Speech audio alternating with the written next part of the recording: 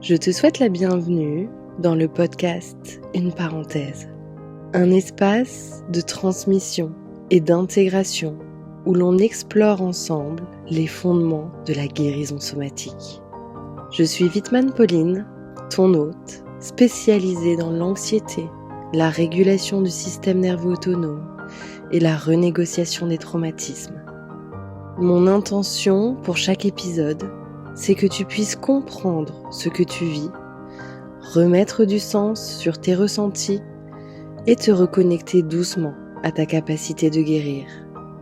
Alors simplement, dépose-toi dans un endroit où tu te sens en sécurité, respire et laisse-toi guider.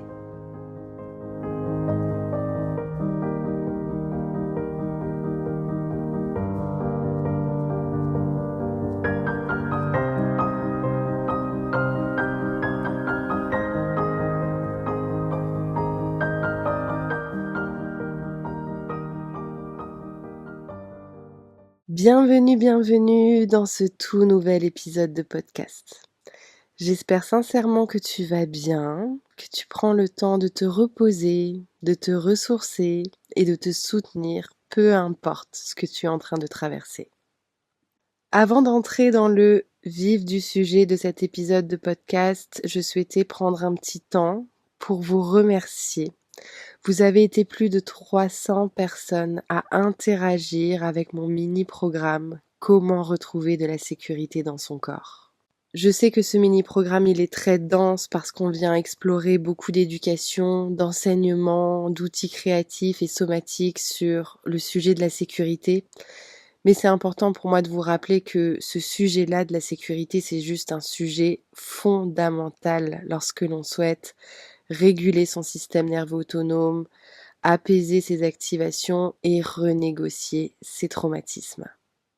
Donc merci à toi de te faire ce cadeau-là pour que tu puisses poser des bases solides dans ta guérison. Par ailleurs, j'avais aussi une petite annonce à vous faire.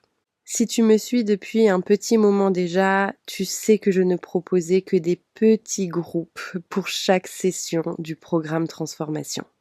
Pendant plus de 4 ans, c'était juste indispensable pour moi de vous proposer cet espace, ce cocon où l'individuel était ma priorité.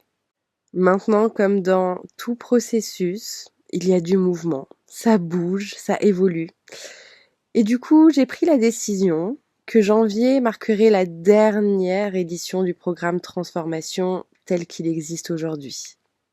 Donc si tu sens que tu as besoin d'un espace vraiment personnalisé, individuel, pour travailler sur la régulation de ton système nerveux autonome et sur la renégociation de tes traumatismes, sache que c'est ton unique occasion de vivre cet accompagnement profond et multidimensionnel.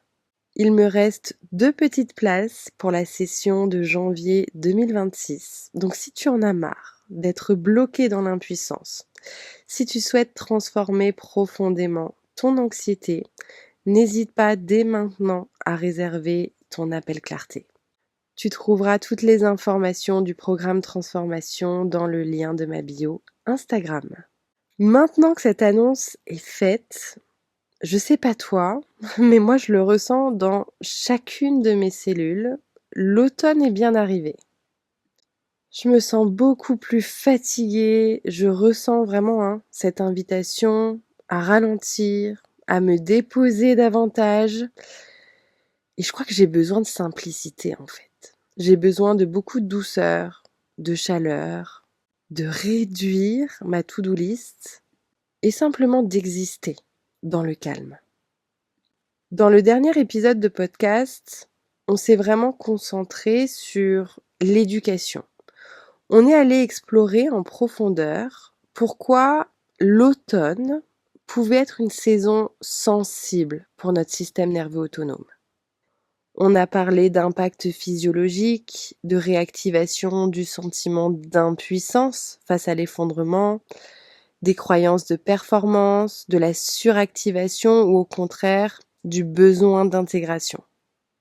Donc si tu viens tout juste de rejoindre le podcast Une parenthèse, Je t'invite tout de suite à stopper l'épisode et à aller écouter la première partie d'éducation qui porte sur le sujet de l'automne. Je sais que je me répète, mais sans cette base d'éducation, c'est comme si tu essayais de monter une échelle où il manque des barreaux. L'intégration est beaucoup plus difficile. Une fois qu'on a compris ce qui se passe dans notre corps, dans notre système nerveux autonome lorsque l'automne arrive, mais aussi en termes de réactivation de mémoire passée, on peut s'orienter alors vers la pratique. Quel support, quel outil tu vas pouvoir mettre en place pour accompagner ton parcours de guérison? L'intention dans cet épisode de podcast, c'est vraiment que tu puisses explorer différentes ancres de sécurité, les tester dans ton quotidien et simplement choisir ce qui résonne pour toi pour que tu puisses retrouver plus de présence, plus de stabilité et plus de douceur dans cette période de transition. Pas d'affolement, pas d'inquiétude si tous les outils, tous les supports ne te parlent pas. Nous sommes des êtres uniques et tout simplement on n'a pas forcément besoin des mêmes choses. Donc laisse-toi l'opportunité d'explorer et d'expérimenter en laissant loin ton besoin de pression, de performance ou même de perfection. Et avant toute chose, ce qui va être important de faire, c'est de redéfinir son objectif. Pourquoi ? Parce que lorsqu'on traverse des moments de turbulence, où on peut vivre un retour de fatigue, des retours d'activation, des symptômes, des tensions, des pensées envahissantes, peu importe, notre premier réflexe, et là je parle vraiment par expérience aussi, c'est de chercher une explication rationnelle à ce que nous vivons.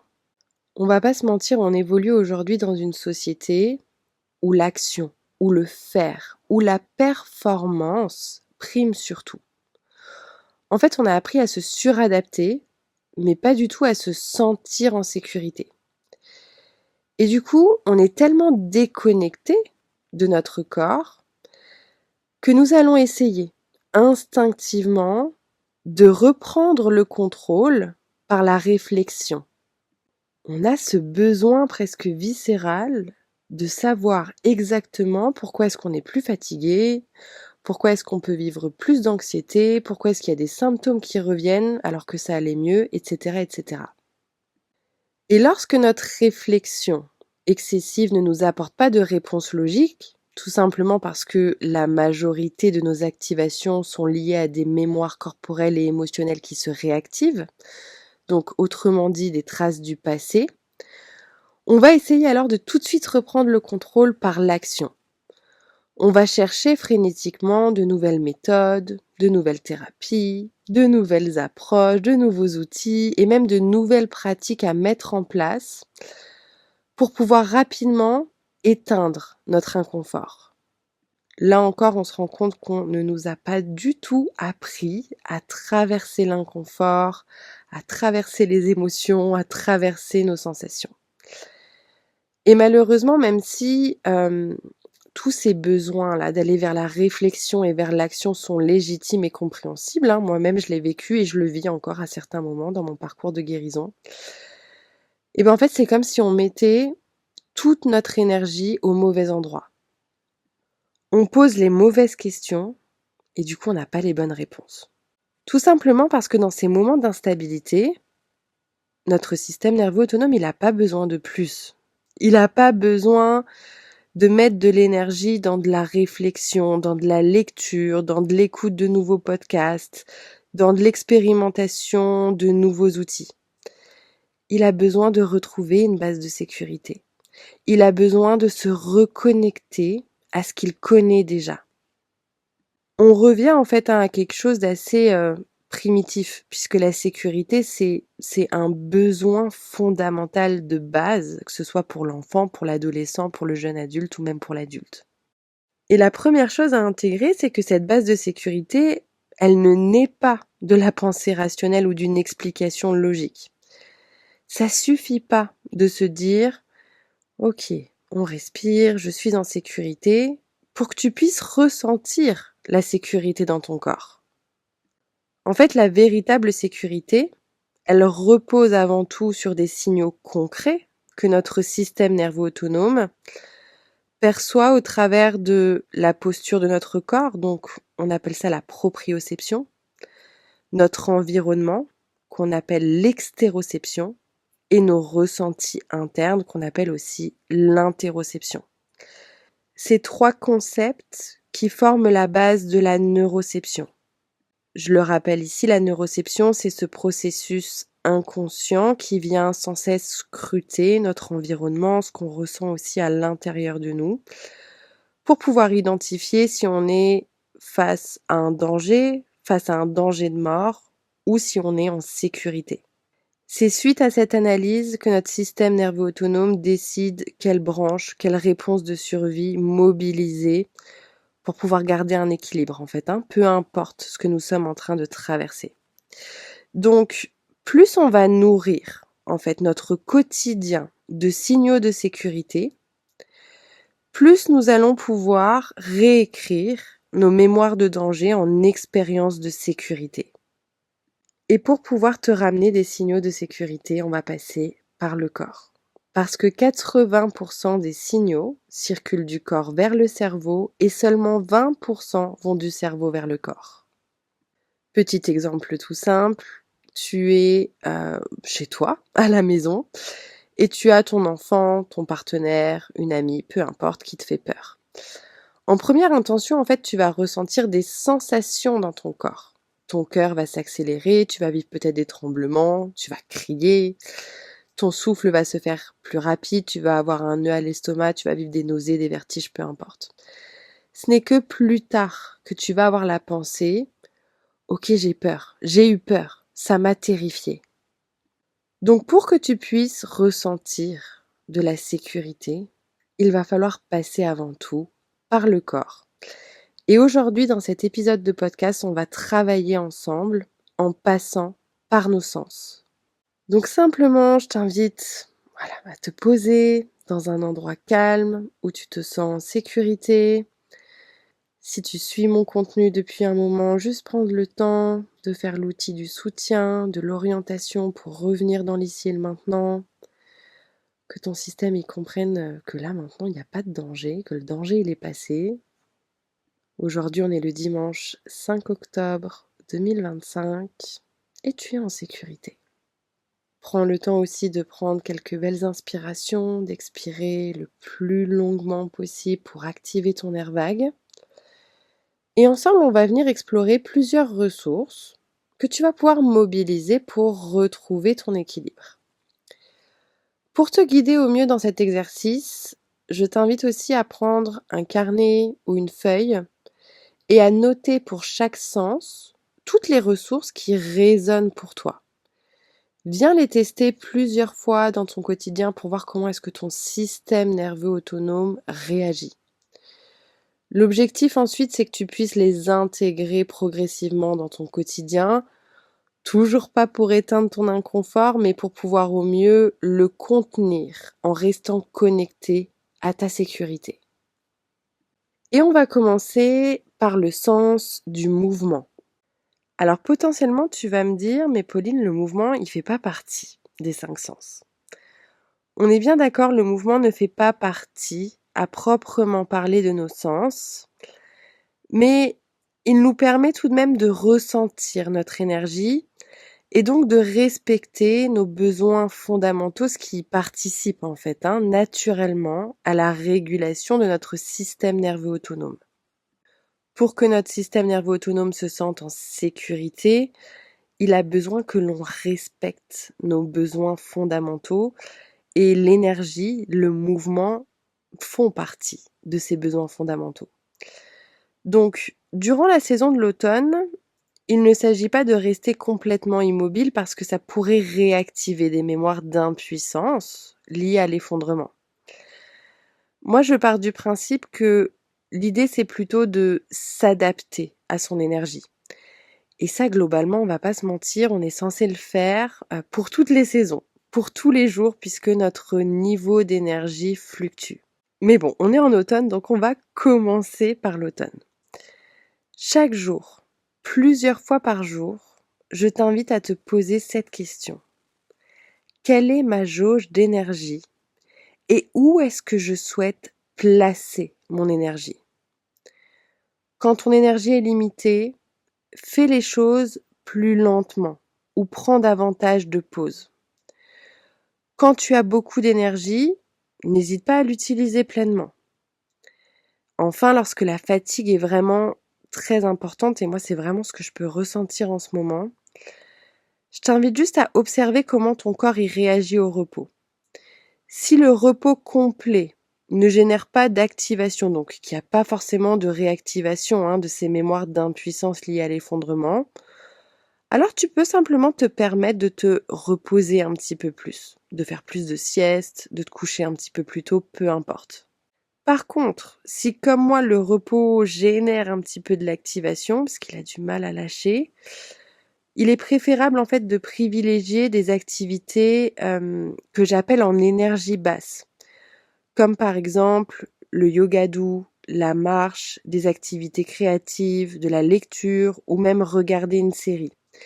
En fait, ça permet à ce qu'il y ait quand même un minimum d'énergie qui bouge dans le corps.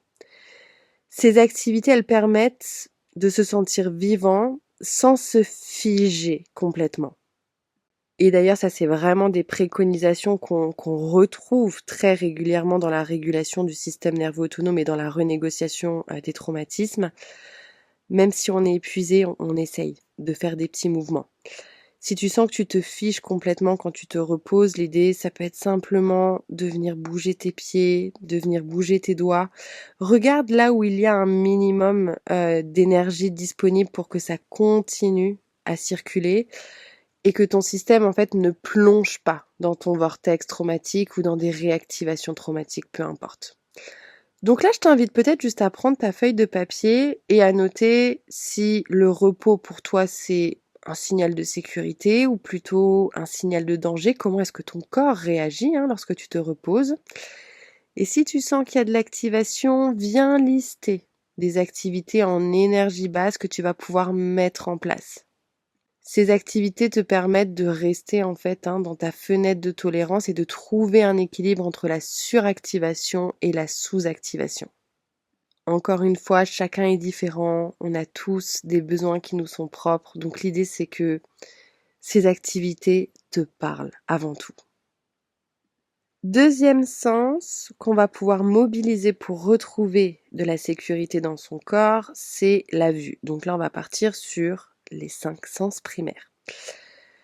Pourquoi la vue?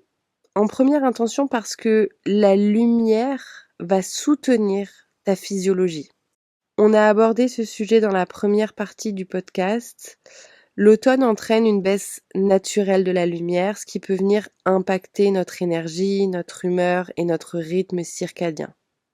Globalement, ce qu'on voit, c'est qu'il y a une baisse de la sérotonine et une hausse de la mélatonine. Donc là, tu vas déjà pouvoir soutenir ton système nerveux autonome dans cette transition. Profite de chaque rayon de soleil, s'il y en a, même si c'est que quelques minutes à travers la fenêtre. Ou alors tu peux aussi utiliser une lampe de luminothérapie quelques minutes par jour pour soutenir ton organisme et réguler ton système nerveux autonome. Là, on est vraiment sur des aspects physiologiques, mais ils sont tout aussi importants en fait que l'approche somatique. Deuxième point, j'en parle tout le temps sur mes réseaux, mais c'est d'utiliser l'outil de l'orientation pour revenir dans l'ici et le maintenant. Quand tu prends tes micro-pauses chaque jour de quelques minutes pour te demander quelle est ta jauge d'énergie, prends le temps d'observer consciemment ton environnement. Cet outil de l'orientation permet de ramener en fait son attention dans le présent. Donc vraiment, viens regarder autour de toi. Note les formes, les couleurs, les textures ou le mouvement qui se trouve dans ton champ visuel. C'est une pratique qu'on utilise en particulier dans les séances de somatic experiencing et qui aide à se reconnecter à une base de sécurité en envoyant le signal qu'aujourd'hui, le danger il est passé. Pourquoi? Parce que lorsqu'on vit des reviviscences, des réactivations traumatiques, en fait, notre système nerveux autonome va avoir ce réflexe de s'orienter dans l'espace pour trouver d'où vient la menace. Donc lorsque tu viens t'orienter dans ton environnement, dans l'ici et le présent, tu fais comprendre à ton système nerveux autonome que le danger, il est passé, qu'aujourd'hui tu es dans un espace de sécurité. Enfin, troisième point concernant la vue, c'est de venir observer quels sont nos signaux de sécurité visuelle. Au-delà de la lumière et de l'orientation, ton environnement peut être un véritable outil de sécurité pour ton système nerveux autonome. Viens ranger ton espace. Ouvre les fenêtres pour voir l'extérieur si tu en as besoin. Ajoute des objets, des décorations qui te plaisent, des photos, des illustrations qui te procurent un sentiment de sécurité. Viens explorer qu'est-ce qui visuellement te permet de te sentir en sécurité. Pour moi, comme dit, ça va être d'être dans un espace qui est rangé. J'ai besoin d'avoir des petites lumières tamisées. J'ai besoin que les volets soient ouverts. J'ai besoin qu'il y ait des plantes. J'ai besoin d'avoir une décoration qui me plaît. J'ai pas envie de tomber sur des cadres souvenirs, sur des photos qui me rappellent des mauvais moments. Donc viens observer dans quel environnement aujourd'hui tu évolues et est-ce que tu as des signaux de sécurité visuelle qui permettent à ton système nerveux autonome de retrouver un équilibre et de la stabilité. Troisième sens pour pouvoir retrouver un équilibre dans cette période de transition qu'est l'automne, c'est le sens de l'ouïe. Et je crois que c'est avec le goût, c'est un des sens que je préfère. Pourquoi? Parce que prêter attention à ce que nous entendons peut avoir un impact profond sur notre système nerveux autonome. L'idée là maintenant avec ton carnet et ta feuille, c'est de pouvoir te reconnecter à ce qui te procure un sentiment de sécurité par le son. Prends un moment pour te poser et te demander, ok, qu'est-ce qui m'apaise? Est-ce que j'ai besoin d'un silence complet? Est-ce que j'ai besoin d'un fond sonore léger? Est-ce que j'ai besoin que ce soit des voix familières ou est-ce que le son de la télé ou d'une musique peut m'aider? Si oui, quel type de son, quel type de musique? Plutôt une musique douce et enveloppante, plutôt une musique plus rythmée? Est-ce que tu aimes bien les sons de la nature? Moi, je sais que j'adore entendre le son des vagues ou des bruits blancs. Tout ça pour te permettre de te créer un espace rassurant. L'idée est vraiment de noter tes préférences et d'expérimenter, d'intégrer progressivement ces sons dans ton quotidien pour qu'ils puissent envoyer à ton corps un message de sécurité et de présence, ce qui va aider en fait naturellement à ce que ton système se stabilise.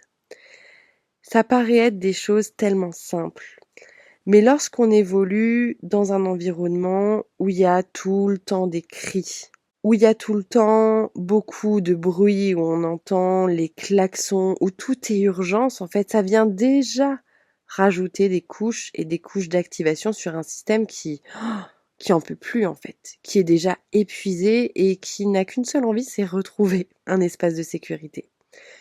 Donc viens prendre le temps, n'hésite pas à mettre le podcast sur pause pour observer, par quel son tu vas pouvoir te recréer un sentiment de sécurité. Quatrième sens, c'est le sens de l'odorat. Donc, l'odorat, c'est un sens qui est particulièrement puissant parce qu'il est directement relié à notre système limbique qui est impliqué en fait dans toutes nos réponses de peur et de sécurité. C'est ce qui explique pourquoi est-ce que certaines odeurs peuvent en une fraction de seconde déclencher une émotion en nous, raviver un souvenir ou même au contraire apaiser une tension. Je le dis ici, je pense que ça pourrait faire un épisode de podcast à part entière sur les explications en fait de pourquoi est-ce qu'on est réactivé. Mais aujourd'hui, on peut vivre des réactivations de traumatisme par le biais de signaux qui nous paraissent totalement anodins. Une couleur que l'on regarde, quelque chose que l'on sent, une musique qu'on entend, une texture que l'on touche. C'est pour ça que l'on vient en particulier ramener de la sécurité au travers de nos sens. Parce que c'est aussi au travers de nos sens qu'on peut vivre des réactivations traumatiques. Donc là encore, je t'invite à prendre un instant pour te demander quelle odeur t'apporte spontanément un sentiment de sécurité.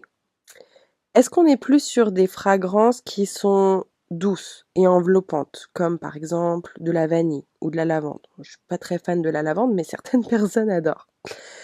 Est-ce que tu préfères au contraire une odeur vive et stimulante, comme une odeur d'agrumes, de menthe, ou bien un parfum de nature, comme l'odeur de la pluie là, qui est venue toucher la terre, l'odeur des forêts, l'odeur des plantes, peu importe. Là encore, on n'est pas du tout sur des réponses qui sont figées parce que ça va bouger en fait avec le temps, selon tes besoins. Mais viens déjà identifier les fragrances que tu aimes bien parce qu'on a quand même des fragrances qu'on préfère. Pour ce qui est de l'odorat, tu vas aussi pouvoir réfléchir si tu as des odeurs de bougies, d'encens, de parfums ou même de repas. Tu sais, cette odeur d'un gâteau qui cuit dans le four qui te ramène en fait dans un espace de sécurité. Le simple fait de respirer une odeur que tu apprécies vient activer tes récepteurs olfactifs, ton bulbe olfactif, et envoie un signal concret de sécurité à ton système nerveux autonome. Et vraiment, cette notion-là d'odorat, je l'ai explorée lorsque j'utilisais énormément, et je les utilise toujours d'ailleurs, les huiles essentielles. En quelques secondes, quand tu viens sentir une huile essentielle, tu as la possibilité soit de ramener de l'énergie dans ton corps, dans ton système nerveux autonome, soit même d'apaiser certaines activations. Donc l'odorat, c'est un sens qui est extrêmement intéressant pour ce qui est de ramener de la sécurité dans le corps. 5e sens que l'on va utiliser, en particulier dans tout ce qui est pratique somatique, ça va être le sens du toucher. Le sens du toucher, c'est un des premiers sens qui se développe in utero, puisque c'est par lui que le fœtus entre en contact avec son environnement. Donc ce sens, il est profondément archaïque et il s'inscrit comme un véritable canal de survie. Quand tu es contenu, porté, enveloppé, soutenu, c'est ce qui permet en fait au système nerveux autonome de ressentir qu'il est en sécurité et qu'il peut relâcher sa vigilance. Et en fait, on garde ces traces-là génétiques en nous, même à l'âge adulte. Le toucher, même à l'âge adulte, conserve ce pouvoir immédiat de régulation. Il y a vraiment des expériences qui ont été faites pour des personnes qui vivaient des hautes activations, de l'anxiété, de l'angoisse. Simplement de sentir une main posée dans le dos leur permettait de faire redescendre en fait l'anxiété, la pression, l'inconfort, etc., etc. Et le sens du toucher peut passer par des gestes tout simples. C'est déjà juste de porter des vêtements qui ont des textures qui sont agréables et confortables pour nous. Là, pendant l'automne, on essaye d'éviter le plus possible ces jeans là, où on est tout serré, ces pulls qui grattent. Au contraire, on essaye de s'entourer de textures, des plaids qui sont confortables, qui sont doux, que l'on aime. Tu as aussi la possibilité de t'envelopper dans une couverture ou profiter de la chaleur d'un bain si le bain est OK pour toi. Dans les pratiques somatiques, tu vas pouvoir utiliser l'outil du contien, du soutien. Venir soutenir, contenir certaines parties de ton corps, poser une main sur le cœur. Moi, ce que j'aime faire, c'est quand je sens que je suis activée, c'est de venir poser mes mains là au niveau du creux des hanches et de sentir que je suis soutenue. Entourer son ventre, soutenir sa nuque, sa tête. Ça vient recréer vraiment une forme d'auto-enveloppement. Demande-toi si le contact avec l'autre, il est possible. Est-ce que tu as besoin d'un petit peu plus de contact? Ou au contraire, voilà, juste de t'apporter du soutien par toi-même, c'est suffisant. Tous ces gestes simples, aussi discrets soient-ils, activent une mémoire profonde et envoient un signal direct de sécurité au système nerveux autonome, lui rappelant qu'il est possible en fait de se relâcher dans l'instant présent et de retrouver de l'équilibre. Et enfin, le dernier sens, c'est le sens du goût. Le goût, c'est un sens qui est étroitement lié au plaisir et aux souvenirs émotionnels. On le voit chez beaucoup de personnes lorsqu'elles vivent des tracas, lorsqu'elles ont de l'inconfort, lorsqu'émotionnellement c'est difficile. On peut très rapidement se jeter sur la nourriture pour combler des vides, pour combler des manques. Donc là, bien sûr, on est un petit peu sur des extrêmes d'évitement, de remplacement. Mais on peut utiliser aussi le goût pour nous apporter en fait un sentiment de sécurité et de réconfort. Certaines saveurs vont te ramener en fait de l'apaisement. Là encore, prends le temps et pose-toi la question, est-ce que tu apprécies plutôt des saveurs douces et enveloppantes comme le chocolat, on le connaît bien le chocolat, ou un bon thé? Au contraire, est-ce que tu préfères des saveurs qui sont fraîches et stimulantes comme le citron, la menthe?